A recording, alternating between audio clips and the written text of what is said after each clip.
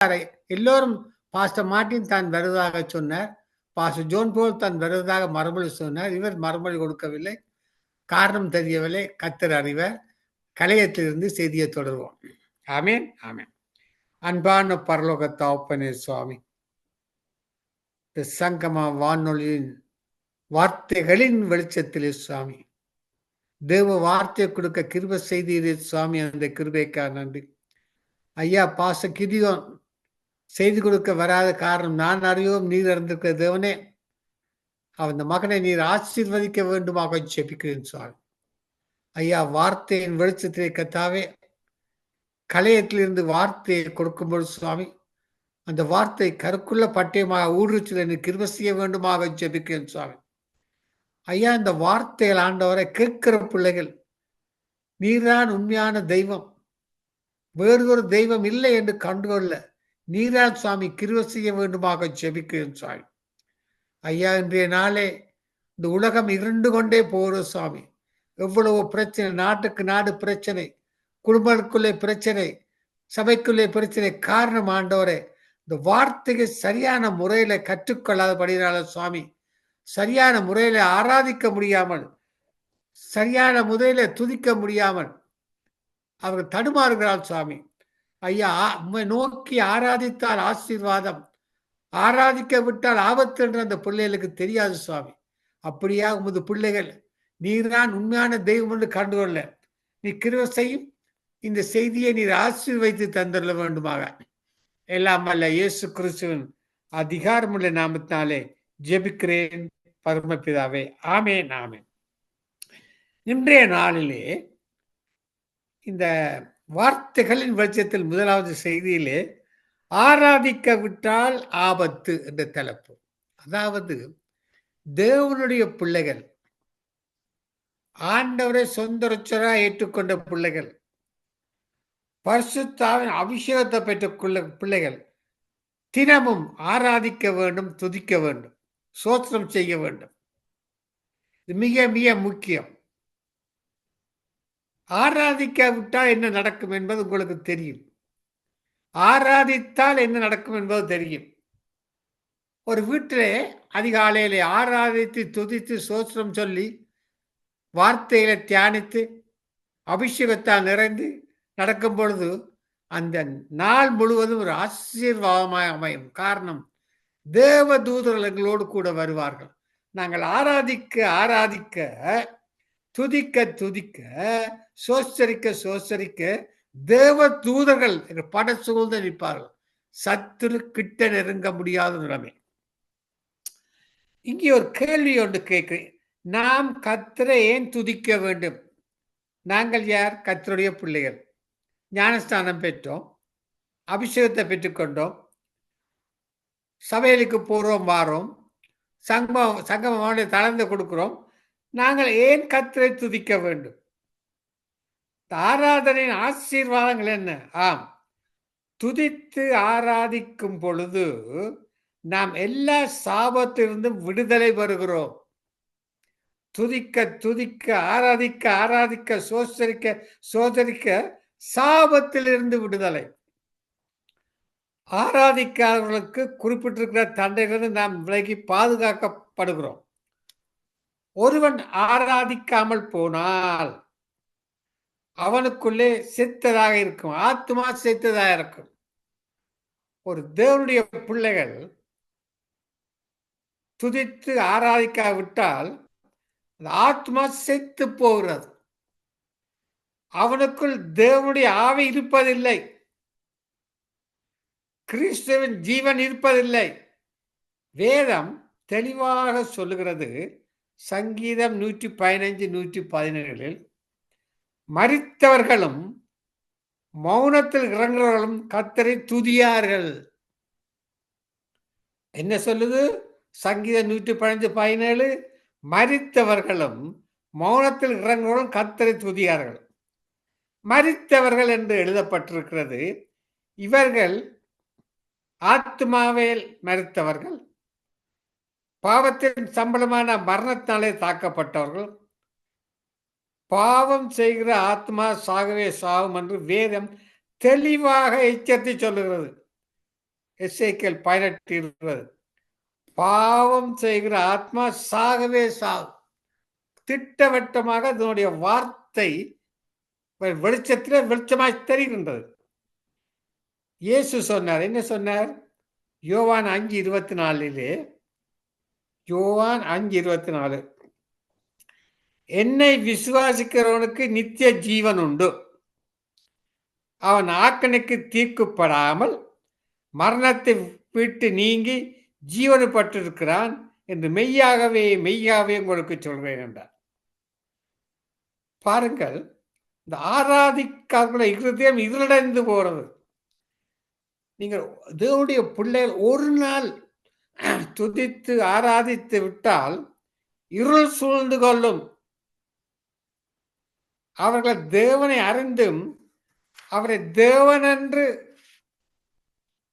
மகிமைப்படுத்தாமலும் சோஸ்தரியாமலும் இருந்து ரோமர் 1:21-24, ரோமர் 1:21-24 வாசிக்கிறேன். அவர்கள் தேவனை அறிந்தும் அவரை தேவனென்றும் மகிமைப்படுத்தாமலும் சோஸ்தரியாமலும் இருந்து தங்கள் சிந்தனைகளாலே வீணரானார்கள். உணர்வில்லாத அவர்களுடைய இருதயம் இருளடைந்தது. அவர்கள் தங்களை ஞானிகள் என்று சொல்லியும் பைத்தியக்காரராகி அழிவில்லாத தேவனுடைய மகிமையை அழிவுள்ள மனுஷர், பறவைகள், மிருகங்கள், ஊரும் பிராணிகள் ஆகிய இவைகளுக்கு ரூபங்களாக ஒப்பாக மாறினார்கள். இது நிமித்தம் அவர்கள் தங்கள் இதயத்திலுள்ள இச்சையினாலே ஒருவரோடொருவர் தங்கள் சரீரங்களை அவமானப்படுத்தத்தக்கதாக தேவன் அவர்களை அசுத்தத்துக்கு ஒப்பு கொடுத்தார். ஆராதிக்காதவர்கள் மேல் எத்தனை கொடிய சாபங்கள் வருது பாருங்கள். சிந்தனையிலே வீழாகிறார்கள், இருதயம் இருளடைகிறது, பைத்தியக்காராகிறார்கள், எல்லாவற்றுக்கும் மேலாக இழிவான இச்சையினால் தாக்கப்படுகிறார்கள், சாத்தாவுடைய கரங்களை ஒப்புவிக்கப்படுகிறார்கள். பாருங்கள், இந்த புதிய ஆண்டிலே சுவிட்சர்லாந்து நாட்டிலே ஒரு நைட் கிளப்ல டான்ஸ் நடந்தது. ஒரே கொண்டாட்டம், ஆட்டம், பாட்டம். அதிலே ஒரு பொம்ஸ் வருது, 46 பேர் அதிலேயே மரித்தார்கள். பாருங்கள், புது வருடம். காரணம் என்ன? அங்கே தேவனை ஆராதிக்கவில்லை, புதிய வருடத்திலே தேவனை ஆராதிக்கவில்லை, சபைக்கு போகவில்லை, தேவனுடைய வார்த்தையை வாசிக்கவில்லை, துதிக்கவில்லை, சோசரிக்கவில்லை, நைட் கிளப்புக்கு போயிருக்கிறார்கள். அங்கே சத்துருவானவன் எதிர்பார்த்து கொண்டிருக்கிறான், வருகிறார்கள் என்று. அதிலே சுவிட்சர்லாந்து, அதாவது முதல் நாள் நடந்தது. அதிலே இரவிலே 45 பேருக்குள்ள மரித்து போனார்கள். எவ்வளவு ஒரு வேதனைக்குரிய காரியம் பாருங்கள். எப்படி இருந்திருக்கும் அந்த உடல்கள், சிதறி இருக்கிறது. காரணம் என்ன? சத்துருவானவன் அதுக்குள்ளே வந்திருக்கிறான். யோவான் 3:19 சொல்லுகிறது, ஒளியானது உலகத்திலே வந்திருந்தும் மனுஷனுடைய கிரியையில் பொல்லாதவர்களாய் இருக்கிறபடியினால் அவர்கள் ஒளியை பார்க்கிலும் இருளை விரும்புகிறதே அந்த ஆக்கின தீர்ப்புக்கு காரணமாக இருக்கிறது. 16வது வசனம், யோவான் 3:19, ஒளியானது உலகத்திலே வந்திருந்தும் மனுஷனுடைய கிரியையில் பொல்லாதவர்களாய் இருக்கிறபடியினால் அவள் ஒளியை பார்க்கலும் இருளை விரும்புகிறதே அந்த ஆக்கின தீர்ப்புக்கு காரணமாக இருக்கிறது. பாருங்கள், இந்த பிசாசானவன் அந்த மக்களுக்கு அந்த ஒளியை பார்க்க விடாத பிரபஞ்சத்தின் பிசாசானவன் அந்த ஒளியை, தேவனுடைய ஒளியை பார்க்காதபடி இருளாக்குறான். தேவனை ஆராதிக்க விரும்ப இருளை விரும்புகிறார்கள். திருடர்கள் இரவிலே பதுங்குகிறார்கள். இப்ப சினிமா பார்க்க விரும்புகிறவர்கள் இருட்டறையில போய் உட்கார்ந்துருக்கார். பாருங்கள், ஒரு சினிமா தியேட்டருக்கு போகும் பொழுது அங்கே இருட்டறை, இல்லாத சினிமா ஓடுது. அப்ப இருட்டறை, அந்த தியேட்டருக்குள்ள இருள். அந்த இருளில் யார்கிட்ட ஆதிக்கம் இருக்கு? பிசாசின் ஆதிக்கம். அது பிசாசுடைய இருள். அங்கே யார் யார் அங்கே உள்ளே சென்றார்களோ அவ்வளவு பேர்களையும் பிசாசு அவர்களை பிடித்துக் கொள்ளும். ஒரு விசுவாசி ரகசியமா போய் சினிமா பார்த்தா அவ்வளவுதான். பிசாசு அவரை பிடித்துக் கொள்ளும். காரணம் இருள். அவருடைய ராஜ்யம் அது. இதை விட கொள்ள நோய்கள் நடமாடுகிறது.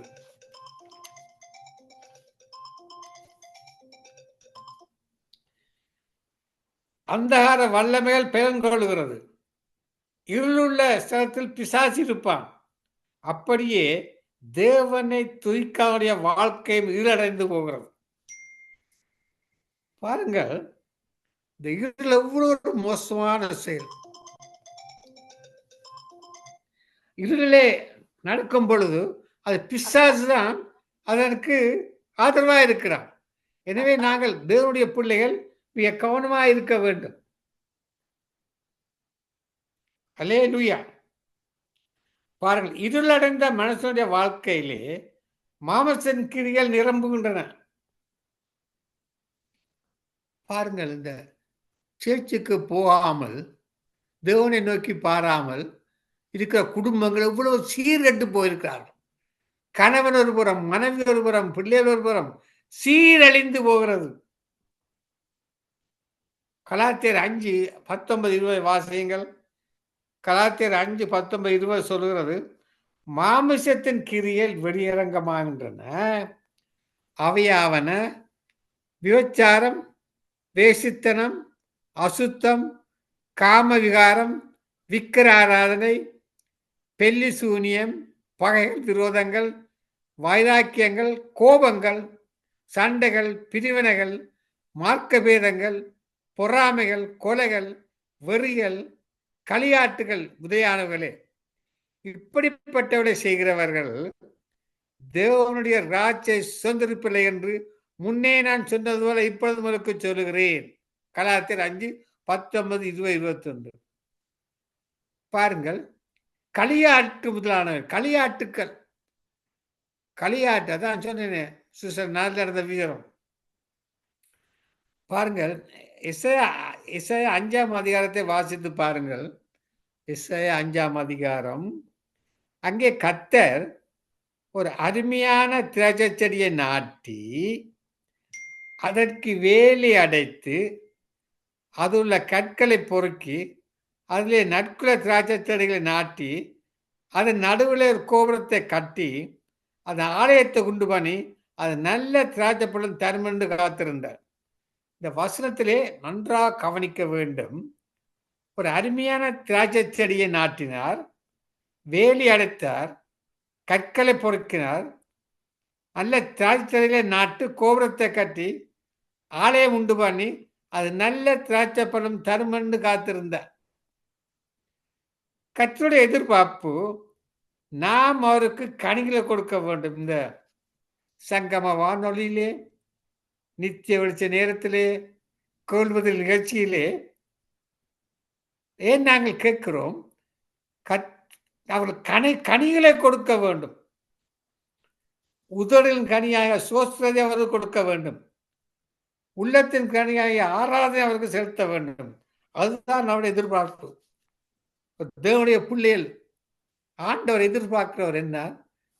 என்னுடைய பிள்ளைகள் அதிகாலையிலே துதிக்கிறார்களா, ஆராதிக்கிறார்களா, வேதம் வாசிக்கிறார்களா, அபிஷேகத்தால் நிறைந்திருக்கிறார்கள் ஆண்டவர் பார்க்கிறார். எசேயா 43:21 இந்த ஜனத்தை எனக்கென்று ஏற்படுத்தினேன், இவர்கள் என் துதியை சொல்லி வருவார். அதுதான் அவருடைய எதிர்பார்ப்பு. சில பேர் கேட்பார்கள் இந்த வசனத்தை, அதாவது இந்த ஜனத்தை எனக்கென்று ஏற்படுத்தினேன், அவர்கள் என் துதியை சொல்லி வரும். அப்ப வார்த்தைகளை படிக்கக்கூடாதா, வேதம் வாசிக்கக்கூடாதா, தேவையற்ற கேள்விகள் கேட்பார்கள். வேதம் சொல்லுது, இந்த ஜனத்தை எனக்கென்று ஏற்ப இவர்கள் துதியை சொல்லி வருவார். துதிக்கும் பொழுது நாங்கள் வேதத்தை வாசிக்கிறோம், அபிஷேகத்தில் நிரம்பி இருக்கிறோம், எல்லாம் அதுக்குள்ளே வருகின்றன. ஆனால் நடந்த நல்ல கனியை கொடுக்காமல் இந்த திராட்சை தோட்டம் கசிப்பான கனிகளை கொடுத்தது. நல்ல முறையில் கர்த்தர் ஆவியோடும் உண்மையோடும் ஆராதிக்காமல் விக்கிரங்களை உண்டாக்கி அதற்கு ஆராதனை செய்தார்கள். பாருங்கள், இந்த எசேக்கியேல், எரேமியா இந்த புத்தகங்களை வாசித்து பார்த்தால் இஸ்ரவேல் ஜனங்கள் எவ்வளவோ அற்புதத்தை கண்ணாலே கண்டவர்கள், செங்கடலை பிளந்து போனவர்கள், மாறாமன் தண்ணீரிலிருந்து நல்ல தண்ணீர் குடித்தவர்கள். அவர்கள் விக்கிரங்களை உண்டாக்கி ஆராய்க்க தொடங்கிவிட்டார்கள். இதுதானே அந்த பிசாசுடைய தந்திரமான வேலை.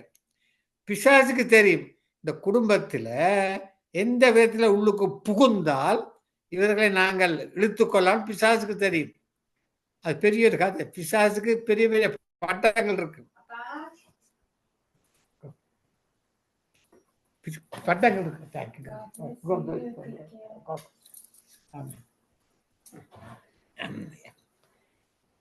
என்ன நடந்தது?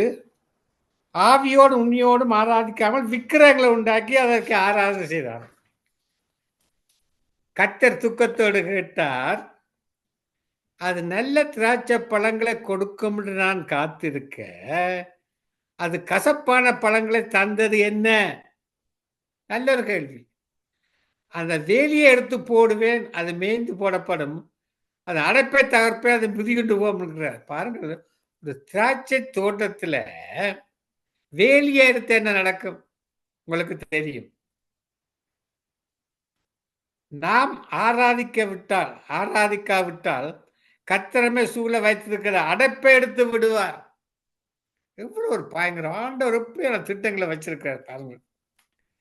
நாங்கள் துதிக்காவிட்டால், ஆராதிக்காவிட்டால், சங்கம வானொலி நிறுத்தி வச்சது தனது கொடுக்கிறேன் கொடுக்காவிட்டால் ஆண்டவர் என்ன செய்வார்?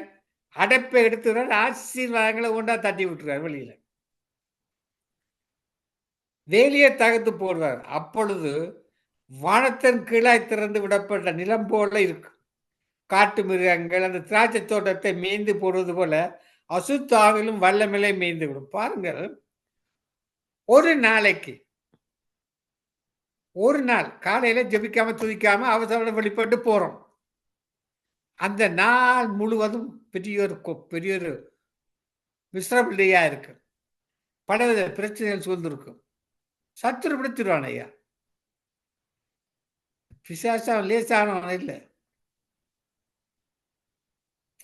கர்த்தரை துதித்து ஆராதிக்கிற எல்லோரும் மிதிப்பார்கள். துதிக்காத இரவில் பிசாசு கூட மிதிக்கும். கடவுளை, பிசாசு கூட மிதிக்கும். பாருங்க பிசாசு இந்த வேலைகளை. இன்று அநேகர் துதிக்காமல் ஆராதிக்காமல் டெலிவிஷன்ல சினிமா பார்த்தோடு அப்படியே தூங்கி விடுகிறார். எனக்கு தெரியும். டிவி டெலிவிஷன் அந்த அந்த ஈஸி சேனல் சொல்ற யாழ்ப்பாணத்தில் இருக்கு. காலையும் போடலாம், தலையை நல்லா நித்திர கொள்ளலாம். ஆனால் டெலிவிஷனை பார்த்து கொண்டிருக்க பிசாசு அப்படியே தூங்க விட்டுருவான். வாராசா என்னோட என்று தூங்க விட்டுருவான். இப்போ இரவிலே சாத்தான் பாம்பாய், புலியாய், சிங்கமாய், முட்டி குதிரை மாடாய் வந்து நிற்பான். அந்த நேரம் துதிக்கிறவள் நித்திர இன்பமாய் இருக்கும். கர்த்தர் தரிசனங்கள் மூலமாய், சொற்பனங்கள் மூலமாய் அவரோடு பேசுவார். அந்த இரவு முழுவதும் ஒரு துதிய அபிஷேகம், சோஸ்திரம் அவருடைய உள்ளத்தை அளத்தில் ஒழித்துக்கொண்டே இருக்கு. ரொம்ப கவனமாக இருக்க வேண்டும். பாருங்க, இந்த விடுமுறை நாள், கிறிஸ்துமஸ் நாள், நியூ இயர் நாள், 2 கிழமை விடுதலை. நித்திய வெளிச்சம் நடக்கவில்லை, வார்த்தை வெளிச்சம் நடக்கவில்லை. உண்மையிலே எங்களுக்கு ஒரு பெரிய சாந்திரமா இருந்தது. எனக்கு நேரம் பாடுவேன், வேதம் வாசிப்பேன். காரணம், அந்த நேரத்தில் அது ஏதாவது செய்ய வேண்டும். இந்த 4 மணிலிருந்து 10 மணி வரை நாங்கள் அது செய்து பழக்கி செய்யாமல் இருக்கும் பொழுது எங்களுக்குள்ள ஒரு பாரமாக இருக்கின்றது. ஏனடா லட்சி முதல் லீவ் விட்டார் என்று தெரியும். லீவ் எடுத்தான் வேணும். எங்களுடைய உள்ளம் அப்படி. ஏன்னா இந்த நித்திய வெளிச்ச நிகழ்ச்சியிலே நான் கலந்து கேட்கும்போது உண்மையில ஒரு உள்ளம் பூரிக்கு. இந்த வார்த்தைகளை வீட்டில் கேட்க நல்ல நித்திரையை கட்டணும். எந்த ஒரு தீங்கு அணுகாது. இது என்னுடைய வாழ்க்கையின் அனுபவங்கள். வார்த்தை, அதான் பாஸ்டர் வெங்கட் சொன்னார், வார்த்தையை தியானிக்க தியானிக்க தியானிக்க மனம் மறுரூபமாகுமாம். அதான் அவர் ஒரு கேள்வி கேட்டேன். அதையா எப்படி மனம் மறுரூபமாகும்? வார்த்தையை கேட்கறதுனாலயோ அல்லது ஞானஸ்தானம் எடுக்கிறதுனாலையோ அல்ல அபிஷேகம் பெற்றதால மனம் மறுரூபமாகும். அவர் சொன்னார், புதன்கிழமை அதை பற்றி சொல்றேன்னு சொன்னார். கேட்டு பார்ப்போம். பாருங்கள், சாபங்கள் வரும். இதற்கு ஒப்பான வேறுவோமே கர்த்தர் புதிய ஏற்பாட்டில் சொல்ற ஒரு எஜமான் திராட்சை தோட்டத்தில் அத்தி மரத்தை வைத்திருந்தார். 3 வருடங்கள் ஆவுடன் எதிர்பார்ப்பு அது கனி கொடுக்கும் என்று காத்திருந்தார். பலனே கொடுக்கவில்லை. ஆகவே அந்த எஜமான் தோட்டக்காரன் அழைத்து, இது பலனே கொடுக்கவில்லை, இதை வெட்டி போடு, நிலத்தேன் வீணாய் கொடுக்க வேணும் என்றார். வெட்டி போடையா, 3 வருடமா தண்ணியை விட்டேன், நீர் பாய்ச்சினேன், கனி கொடுக்கவில்லை, இது வெட்டி போடு. தேவனுடைய பிள்ளைகள் கனி கொடுக்காவிட்டால் இதுதான் நடக்கும். இந்த அர்த்தத்தை நீங்கள் புரிந்து கொள்ள வேண்டும். இப்ப 3 வருடங்கள் சங்கம வானொலி நித்தியத்தை வார்த்தையை கொடுக்கிறோமே, ஆண்டவரான் சொந்த ரச்சரா ஏற்றுக்கொள்ளுங்க இதோ இவ்வளோ கொடுக்குறோம். என்னதான் நீ சொன்னாலும் நாங்கள் ஏற்றுக்கொள்ள மாட்டேன்னு சொன்னா ஒரே வெட்டுத்தான். இன்னொரு முறை இயேசு கனிக்காக அத்தி மரத்தை ஆளோடு எதிர்பார்த்தார். ஆனால் அங்கே இலைகள் தான் இருந்தது, பகட்டான இலைகள். கத்த எதிர்பார்த்தது கனி அல்ல. இதிலே அந்த கத்தர் அத்தி மரத்தை பார்த்தார். அப்ப அது சில வேத ஆராய்ச்சியாளர்களோட கருத்து, அவர் பார்த்த நேரம் அத்தி மரத்தில் இலைகள் இருந்தது, கனி இல்லை. ஆனால் அந்த இலையிலே அந்த நேரம் பூ இருக்க வேண்டும். பூ இருந்தால் தான் அது கனி கொடுக்கும். அந்த மரத்திலே பூ இல்லை.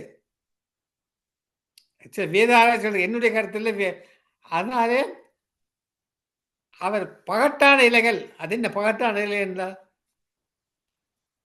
பகட்டான இலை சும்மா பச்சை பசை இருந்து சும்மா பார்க்க சந்தோஷமா இருக்கிற இலையில.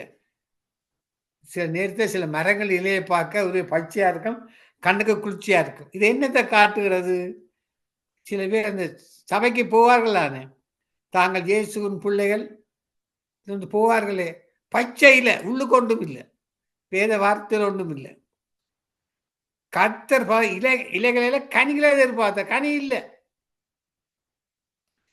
இன்றைக்கும் அநேக கிறிஸ்துவத்தில் இலைகள் தான் இருக்கிறது. அந்த அர்த்தம் என்ன? சும்மா அந்த மாதிரி கோட் சுட்டை அடிச்சு, அந்த மாதிரி மேக்கப் பண்ணி, அந்த மாதிரி ஃபேஷன், அதாவது மேக் பண்ணக்கூடிய உடுப்புல போட்டு சப்பாத்தை பொலிஷ் பண்ணி, ஸோ அந்த பச்சை இலை போல அவர் வருவார்கள் சிவச்சுக்கு. அவர்களுக்குள்ளே என்ன இருக்கு? பெருமை என்கின்ற இலை, வரட்டு கௌரவம் என்கிற இலைகள், பாரம்பரிய இலைகள், சடங்காச்சார இலைகள் எல்லாம் இருக்கிறது அங்க. அதுக்குள்ள வெளியில பார்க்க இவரப்பா பரலோகத்திலிருந்து வந்திருக்காரு போல தெரியுது, பரலோகத்திலிருந்து வந்திருக்காரு போல தெரியுது, பரலோகத்திலிருந்து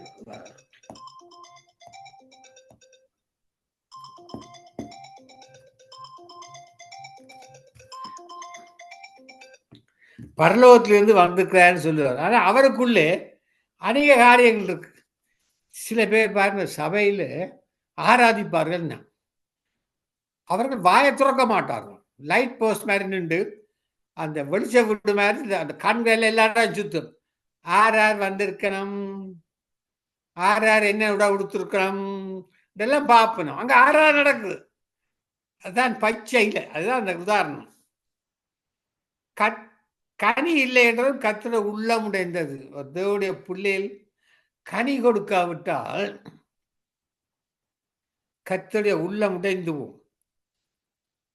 இனி என்னிடத்தில் ஒரு மனுஷனும் அந்த கனியை புசியாதிருப்பார்கள் சபித்தார்.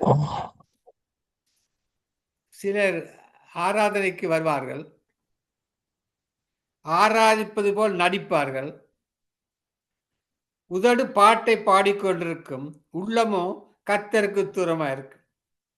மாயமான நடிப்பை கர்த்தர் ஒருவரும் ஏற்றுக்கொள்வதில்லை.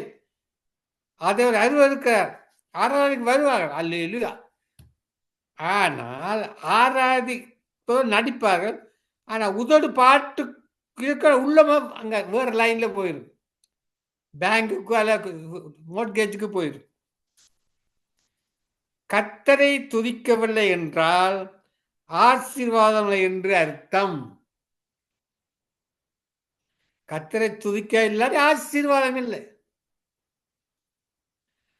தாவீதின் மனைவியும் சவுலின் குமாரத்தியை மீகால் பல்கன் வழியாக பார்த்து தாவீது கர்த்தருக்கு முன்பாக நடனம் பண்ணி ஆராதனை கண்டு தன் இருதயத்தில் அவளை அவமதித்தாள்.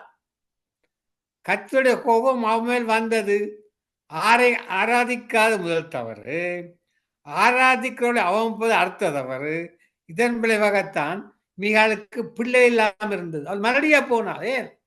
ஆராதிக்கிற பிள்ளைகளை கண்டு அவமதிக்கிறாள். ரொம்ப கோணமா இருக்கும் இதோட பிள்ளைகள். பாருங்கள், பழைய ஏற்பாட்டிலே இஸ்ரவேல் ஜனங்கள் ஆராதிக்க பார்வோன் அனுமதி கேட்ட போது பார்வோன் அவர்களை ஆராதிக்க அனுமதிக்கவில்லை. மோசையை பார்த்து கர்த்தருடைய வார்த்தை கேட்பதற்கு அவர் யார்? அசல் கேள்வி. நான் ஆராதிக்க விடுதலைன்னு சொன்னான். இதனால் கர்த்தருடைய கோபாக்கினை பார்வோன் மேல் வந்தது. 10 வித வாதையினாலே பார்வோனையும் எகிப்தியரையும் கர்த்தர் வாதித்தார். தனச்சனங்களை எல்லாம் சங்கரித்தார். முடிவாக பார்வோனையும் அவன் சேனைகளையும் சுதந்திர சமத்தை தள்ளி போட்டார். பாருங்கள், இது உண்மையிலேயே இதை சிந்திக்கும் பொழுது கற்பனை பண்ணி பாருங்கள்.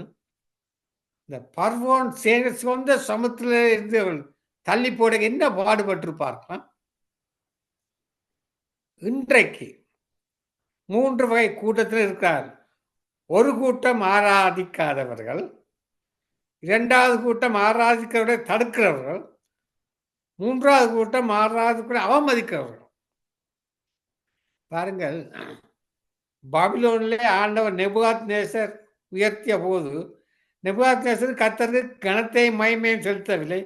நான் கட்டின பாபிலோன், அவ்வளவுதான் ஐயா, நான் கட்டின பாபிலோன், அதுதான் சொன்னான். வேற எவன் சொல்ல இல்லை. நான் கட்டின பாபிலோன் அல்லவாண்டு பெருமதி அடைந்தது கர்த்தர் நேபுகாத்நேசரை தள்ளின. நான் வார்த்தை இருக்கான்னு சொல்லாதீங்க. நான் நல்லா பாடுவேன், நான் நல்லா வார்த்தை கொடுப்பேன், அவ்வளவுதான். நேபுகாத்நேசர் உங்களுக்கு கிடைக்கும். மாடுகளை போல புல்மேந்த தானியேல் 4:32. எத்தனை பரிதாபம். ஆகவே தேவனுடைய பிள்ளைகளே, கர்த்தருக்கு மகிமையை செலுத்த ஜாக்கிரதையா இருங்கள். அப்போஸ்தலர் 12ஆம் அதிகாரம் 21, 22, 23 வாசித்து பாருங்கள். அப்போஸ்தலர் 12ஆம் அதிகாரம் 21, 23. குறித்த நாளிலே ஏரோது ராஜவஸ்திரம் தரித்து கொண்டு சிங்காசனம் மேல் உட்கார்ந்து அவளுக்கு பிரசங்கம் பண்ணினான். அப்பொழுது ஜனங்கள், இது மனுஷன் சத்தம் அல்ல, தேவ சத்தம் என்று ஆர்ப்பரித்தார்கள். அவன் தேவனுக்கு மகிமையை செலுத்தாதபடியினால் உடனே கரங்களை தூது அவனை அடித்தான். அவன் புழு துறந்தான். இந்த வசதி வழியாக பாருங்கோ, புழு துறந்தான். என்ன துடி வச்சிருப்பான். தேவனுக்கு மகிமையில் செலுத்தாதபடியினாலே அவன் கர்த்தர் தூதன் அடித்தான். புழுத்து இறந்தாண்டால் இவ்வளவு ஒரு வேதனை. சிந்தித்து பாருங்கள், கற்பனையை சிந்தித்து பாருங்கள். தேவனுக்கு கொடுக்க வேண்டிய மகிமை துதியை ஆறுதலை அவருக்கு செலுத்தாவிட்டால் கர்த்தருக்கு நியாயத்தாய்ப்பு ஆண்மையில் பாருங்கள். சிலர் பிள்ளைகளை ஞானத்தை குறித்து பெருமையா பாடு. என் மகன் பள்ளிக்கூடத்தில் எல்லாரையும் விட ஞானவான், கடின உழைப்பாளி, ஆகவே முதலாவது தேறிவிட்டான். வேலைக்கு விண்ணப்பித்திருந்தால் 30,000 பேர் அந்த தேர்வில் கலந்து கொண்டார்கள். என் மகன் தான் முதலாவது வந்தான். அவன் அந்த இடத்திலே பெரிய வேலை இருக்கிறான் என்று எல்லாம் மகனை புகழர்களே தவிர கர்த்தருக்கு மகிமையை செலுத்துவதில்லை. கர்த்தரானால்தான் வேலையை தந்தார், படிப்பை தந்தார், ஞானத்தை தந்தார், கர்த்தரை மகிமைப்படுத்தவில்லை. இதனால் மேற்கொண்டு அப்படிப்பட்டவர்களை ஆசீர்வதிக்கப்பட பிரியப்படுவதில்லை. அருமையான தேவனுடைய பிள்ளைகளே, கர்த்தர் இன்னும் உங்களுக்கு 1000 மடங்கு ஆசீர்வதிக்கட்டும், 1000 உங்களை உயர்த்தட்டும். ஆகவே கர்த்தருடைய சமூகத்திலே உங்களை தாழ்த்தி கர்த்தருடைய கிருபை என்று சொல்லுங்கள். கர்த்தருடைய கிருபையிலே என் மகன் பாஸ் பண்ணான்னு சொல்லுங்கள். கனத்தை மகிமை அவருக்கே செலுத்துங்கள். மனிதர் உங்களை புகழும் போதெல்லாம் தனிமையாய் கர்த்தருடைய பாதத்தோடு, ஆண்டவரே நான் ஒன்றுமில்லை, நான் பிரயோஜனமானவன், எல்லாம் உம்முடைய கிருபை என்று சொல்லி தேவ சமூகத்திலே தாழ்த்துங்கள். அப்பொழுது கர்த்தர் மென்மேலும் உயர்த்துவார். தாழ்மை முக்கியம், மிக மிக மிக்க தாழ்மை. எனவே கர்த்தரை துதித்து ஆராதிக்க வேண்டும். அதிகாலை வேளையிலே கர்த்தரை நோக்கி பார்க்க வேணும். வேதங்களை வாசிக்க வேணும், தியானிக்க வேணும், அபிஷேகத்தால் நிறைய வேண்டும். துதித்து கர்த்தருடைய பிள்ளைகள், நான் வெளிச்சத்தின் பிள்ளைகள். எங்களை பார்க்கிறவர்கள் இவனுக்குள் ஏதோ ஒரு விஷயம் இருக்குன்னு சொல்ல வேண்டும். கேட்டுக்கொண்டிருக்க சகோதர சகோதரியே, இந்த வார்த்தைகளின் வெளிச்சத்திலே செய்தியை கேட்டுக்கொள்கிற பிள்ளைகளே, நாங்கள் ஆராதித்து துதித்து தேவன் நாமத்தை மகிமைப்படுத்த வேண்டும். இந்த புதிய ஆண்டிலே ஒரு தீர்மானத்தை எடுப்போம். தேவனே, நாங்கள் ஆராதத்தை துதித்து ஆத்மார்ப்பண செய்ய வேண்டும். இந்த புதிய ஆண்டிலே அநேகரை நாங்கள் உமக்கு கொண்டு வர கிருபை செய்ய கேட்க வேண்டும். எங்களால் முடியாது. ஆண்டவரே, எனக்கு ஞானத்தை தாரும், பேசும் வரத்தை தாரும். கேட்கும் பொழுது ஆண்டவர்களை ஞானத்தை தருவார். இந்த புதிய ஆண்டிலே இந்த வார்த்தை நிகழ்ச்சியை கேட்டுக்கொண்ட பிள்ளைகளே, எங்கள் ஆத்மா ஆதாயம் செய்ய பயப்படாமல் கர்த்தரை சுதந்திரத்தை ஏற்றுக்கொண்ட பிள்ளைகள் ஆத்மா அறுவடை செய்யுங்கள். தெரிஞ்ச தாழ்ந்து இருக்கிற பிள்ளைகளை கொண்டு வாருங்கள். சங்கம வானொலியிலே நித்திய கொண்டு வாருங்கள். கோல்பல் நிகழ்ச்சியிலே வந்து கலந்து கொள்ளுங்கள். ஆசீர்வாதத்தை பெற்றுக்கொள்ளுங்கள். ஜெபம் பண்ணுவோமா? அன்பான பரலோக தகப்பனே சுவாமி, இந்த சங்கம வானொலியின் வார்த்தைகளின் வெளிச்சத்திலே சுவாமி ஒரு வார்த்தை கொடுக்க சொல்லிரு. இன்றைய நாளே பாஸ்டர் கிதியோன் வர முடியாத நிலைமை நான் அறிய நீர் நடந்திருக்கு. அவருக்காக இந்த வார்த்தையை கொடுத்தேன் சுவாமி. இந்த வார்த்தையை ஆசீர்வதித்தாரும். இந்த செய்தி மறு ஒழுங்குகளை கேட்கும் பொழுது அநேக பிள்ளைகள் ஆசீர்வாதத்தை பெற்றுக்கொள்ள நீ கிருபை செய்ய வேண்டுமாக எல்லாம் உள்ள இயேசு கிறிஸ்து அதிகாரமுள்ள நாட்டில் ஜெபிக்கிறேன் பரமபிதாவே. ஆமென், ஆமென், ஆமென். இதுவரை நேரம் செய்தி